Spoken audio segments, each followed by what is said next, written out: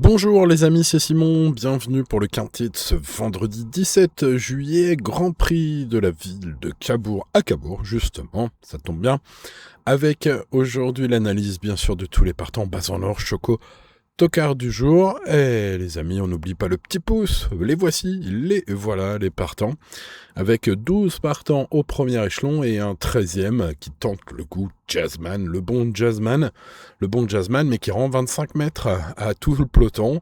Ce vendredi soir à Cabourg à 20h15, il va y avoir du sport, ce sont des chevaux assez sympathiques, voire même très bons, hein. Pour beaucoup d'entre eux, c'est une course européenne relevée hein, pour Cabourg le vendredi soir à l'été. On est gâtés, je trouve, et j'espère avoir fait les bons choix. Ça reste une épreuve assez ouverte, vous le voyez d'ailleurs à travers les notes hein, de chacun des concurrents. Allez, je vous donne un max d'infos sur ces 13 partants et bien sûr on en déduit Choco Tocard du jour. N'oubliez pas le petit pouce sur la vidéo, pensez à vous abonner à la chaîne si c'est pas encore fait. Et let's go pour l'étude. Allez, on y va dans l'ordre du programme par un cheval qui, la dernière fois, on peut dire, a été malheureux. Hein. Ça s'est mal passé avec Paul Ploquin. On change. Gabriele Guélormignon a pour charge de faire mieux que la dernière fois. Alors, ce sera pas dur. Après, on va pas jeter la pierre à Paul Ploquin. Hein. Voilà, c'est des drives risquées avec ce genre d'attentiste. Et souvent, quand même, ça se passe pas forcément bien. Alors, les attentistes à Cabourg, c'est pas forcément une bonne pioche. Par contre, beaucoup vont l'oublier que ce numéro 1 fut la note la dernière fois. C'est un bon cheval, il est en forme, et ça peut mieux se passer aussi. Hein. Donc c'est un cheval qui a de la qualité. Hein. Certes, c'est le moins riche, mais c'est un cheval qui a gagné 7 hivers à Vincennes dans une grosse course, donc Cabourg, ça va pas lui poser de problème, si ce n'est qu'il lui faut un bon parcours. Ce cheval-là a une belle chance. Bon, eh bien écoutez, vu sa cote probable, sa belle chance, et peut-être l'esprit revanchard hein, que son entraîneur va insuffler à Gabriele Guélormignon aujourd'hui, je l'espère, dans son plus bel italien, eh bien écoutez, ce numéro 1 mérite d'être acheté, je le pense. En tout cas, ce sera mon tocard du jour. Allez, on passe au numéro 2, Joker Gemma, que je n'ai pas eu la place de garder, car même si c'est un trotteur en pleine forme, il monte de catégorie. C'était bien un Vichy la dernière fois, mais il y a vraiment un lot plus fort. Alors, il garde sa chance pour les places. Hein, 12 sur 20, c'est une bonne note quand même. Hein. Donc, chance pour les places. Voilà, après... Peut-être que les fans de Rochard Sassier, hein, de l'association qui marche souvent, le mettront sur leur ticket. C'est pas forcément une mauvaise idée, hein, loin de là. Je répète, dans ce niveau européen, il y a des chevaux plus confirmés, en tout cas. Voilà, il faut faire des choix, les amis, et choisir, c'est renoncer. J'ai un petit peu renoncé à ce numéro 2. Bon, évidemment, vous me connaissez, hein, je mettrai probablement dans mes champs réduits.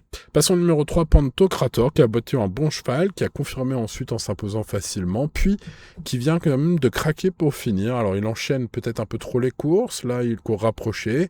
C'était décevant la dernière fois, il était à moins de 2 contre 1 hein, ce jour-là, ce numéro 3. Son entraîneur est un peu, comme moi, un peu mitigé. Il se demande si on va voir le Pantocrator de l'avant-dernière fois ou celui de la dernière fois. Tout sera une question de récupération. Alors peut-être qu'on aura quelques indices au moment du canter sur ce cheval, mais attention, jugé sur son avant-dernière course, il peut se racheter pleinement. Je l'ai mis en bout de prono et je vais surveiller son canter et son hit hein, aussi à ce numéro 3, voir s'il est plein pot, faudra probablement le racheter pleinement. Hein. Passons au numéro 4, Macahan, vient de me faire très plaisir et très plaisir aux abonnés VIP hein, sur mon site internet. Vous le savez, j'envoie aux VIP un email avec tous mes pronos, cheval du jour, pronostic quintet complet, ticket hein, pour le tiercé quartier quintet plus, tuyau des réunions, voilà. Et il était dans les tuyaux des réunions. Celui-là, la dernière fois, il s'est imposé. Je pensais que le coup de poker pouvait donner ses fruits la dernière fois pour sa première montée. Ça a payé. Alors peut-être que ça va le déclencher un peu. Je vais m'en méfier. Je vais le mettre dans mon pronom aujourd'hui, même si auparavant il fut décevant au sulky. Voilà, ce genre de chevaux qui s'était frotté à des très bons chevaux en Scandinavie. Hein. Immortal Doc, Job Spot. J'avais repéré hein, ces lignes-là et quand il arrive votre montée, ça a fait tilt. Voilà, nous a fait plaisir. Est-ce que là, il peut gagner aujourd'hui? Je ne sais pas, mais croyez-moi, il sera sur mes tickets. Alors plutôt en bout de ticket aujourd'hui, mais je l'aime bien du coup, ce numéro 4. On passe au numéro 5, Cano, qui sera ma base en or. Le cheval, après un très gros passage à vide l'année dernière, a retrouvé toutes ses sensations en 2026. Comment témoigner sa formidable musique, ses performances actuelles, évidemment. Elles sont parlantes, parce que c'est quand même dans des lots de qualité. Il a fini deuxième de Quintet le 17 avril. C'était également classé sur le podium du Grand National du Troage. Bref, voilà, c'est très bien. L'entraîneur affiche une grande confiance, sachez-le, Cédric Mégissier. Malgré un lot relevé, qu'il avoue quand même un lot européen relevé, il pense quand même que son cheval va encore répéter. Bon, pour ma part, je pense que sans conteste une première chance logique, et sa régularité et sa forme font le reste au niveau de m'avoir convaincu. Bref, vous l'avez compris, ce numéro 5, Basse Quintet en or. Allez, on passe au numéro 6, Heureux de Fleur. C'est un fils de Very Nice Marceau, il enchaîne les bonnes perfs depuis le début d'année, il vient d'établir son record perso à Vincennes, il avait franchi le poteau en tête du Quintet Plus Prix de Volvega à Vincennes en 2025 avant d'être disqualifié après enquête. C'est vrai que quand on fait le papier simple, on se rend pas forcément compte de ça. Voilà, je m'en suis rendu compte. Il est confirmé corde à droite aussi, pour parler quand même aussi de l'aptitude. Il y a des solides références, il y a l'aptitude, bref, chance régulière, ce cheval-là, même s'il court face à des plus jeunes. Mais j'ai même envie de dire placé assez fiable. Si vous jouez en 5, 6, 7 chevaux, un quintet plus, je pense qu'il faut le mettre, ce 6 en bout de ticket, mais il faut le mettre. Passons au numéro 7, Ibis Pétine-Vinière, qui vient de gagner à réclamer, change complètement de catégorie aujourd'hui, mais peut-être a repris un peu de morale. Il faudra le bon parcours, quelques défaillances des favoris, 4 échecs en 8 tentatives, corde à droite, c'est pas forcément terrible. À Cabourg, il y a une 5e place. Voilà, j'ai pas noté une ambition particulière de la part de son entourage, j'ai pas noté une aptitude particulière en conditions de piste du jour. Bon, tout bien pesé, je ne garde pas ce 7. On passe donc au numéro 8, Carnacool, qui vient de se montrer fautif au départ du GNT d'Agen, dans l'étape d'Agen. Il avait enchaîné plusieurs perfs sympas. Il est performant corde à droite. Il a déjà bien fait à Cabourg. Il avait pris une 5e place intéressante aussi récemment, il y a quelques mois. Son entourage insiste sur son potentiel, l'importance de bien partir avec Carnacool. Évidemment, tout va se jouer au départ un peu pour celui-là. Si tel est le cas, je le vois disputer les places. Je l'ai mis 5e. Allez, passons au numéro 9, Forrest Gump 7, qui s'était classé 3e à ce niveau lors du meeting d'hiver. Bon, plus récemment, il a décroché quelques places plutôt province et plutôt réclamées. À Cabourg, c'est contrasté, comme on disait à l'époque, c'est contrasté, avec 2 victoires, mais aussi 9 échecs. Donc on peut pas parler d'aptitude spéciale, on peut pas parler non plus de défiance pour Cabourg. Bref, c'est mitigé, bilan mitigé pour ce numéro 9. Par contre, je mis quand même une note à la moyenne, et le cheval va avoir une cote très élevée. Voilà, bon, avis aux amateurs, je n'ai pas eu la place de le garder. Mon choco du jour, ce sera Leach Brown, le numéro 10. Très bien né. Excellente 5e place dans un groupe à Vincennes la dernière fois. Lors de sa sortie précédente, il s'était intercalé entre Nerikita JP et Hino du Lupin. Ceux qui suivent un peu les marmions, ils vont se dire, oh là là, il y a de la classe là qu'il n'y a pas chez les autres avec ce 10. C'est un peu vrai. Voilà, alors l'écurie à l'air est pas vraiment en forme du tout, même, on peut le dire. Voilà, le cheval court face à pas mal d'aînés aujourd'hui. L'engagement me semble donc excellent. À l'air à 10 contre 1 à Cabourg, comme ça, qui a une chance et qui est en forme. Ça faisait longtemps qu'on n'en avait pas vu. C'est mon choco du jour, ce 10. Allez, on passe au numéro 11, Amigo.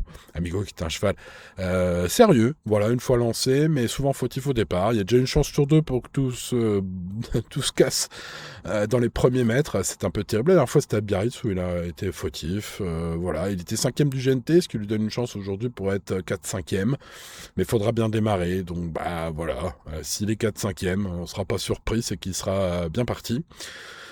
Maintenant, ce sera plutôt pour des champs réduits, vu son peu de fiabilité. Passons au numéro 12. Diabel, l'engagement est magnifique, un modèle de régularité. Le cheval va à Cabourg, idéalement engagé donc au plafond des gains du premier poteau, à l'idée des 4, confié François Lagadec. Aujourd'hui, seule la corde à droite constitue une petite interrogation, sinon je l'aurais pris en base en or. Mais cette jument régulière est pour moi la favorite logique de ce quintet, hein, ce numéro 12. Donc je vais la garder sur mon ticket avec base, je mettrai en base ce numéro 12 et puis on surveillera sa cote, hein, parce que ça risque peut-être d'être à cote intéressante aussi. Bon, à voir les cotes, hein, parce qu'il y a quand même 5-6 chevaux très très cités, on va dire, chez mes confrères. Donc au niveau des cotes, pas trop savoir exactement qui va être écrasé d'argent. Ce 12 est un candidat, mais il faudra voir, hein. Allez, passons au numéro 13, Jazzman, qui a contre lui évidemment d'être le seul au second poteau. Alors, après, s'il y a quelques chevaux qui démarrent pas trop bien au premier poteau, ce qui est quand même probable, hein, ils peuvent pas tous bien démarrer, il y a 12 sur la même ligne, donc forcément ça va peut-être lui permettre d'avoir un dos quand même à un moment donné s'il démarre pas trop mal. Alors s'il se retrouve vraiment à 25 mètres du dernier du peloton, là ce sera vraiment dur. Par contre, voilà, s'il y a quelques attardés, on va dire, qui démarrent pas trop bien et qu'il a un dos, bah, il sera 13e, on va dire, dans le premier tour, 13e d'un tel lot dans le premier tour, avec un petit dos qui le ramène après, ouais, on peut pas vraiment le rayer. Donc, bah, on court pour le meilleur classement possible avec Léo Abrivard, hein, avec l'absence d'Alex cette fois, hein, qui le drive habituellement. Mais bon, Léo, c'est un peu le spécialiste à la maison, hein, d'Abrivard. La maison Abrivard, c'est un peu le spécialiste pour faire les petits tours comme ça, puis essayer de trouver le bon chemin, hein.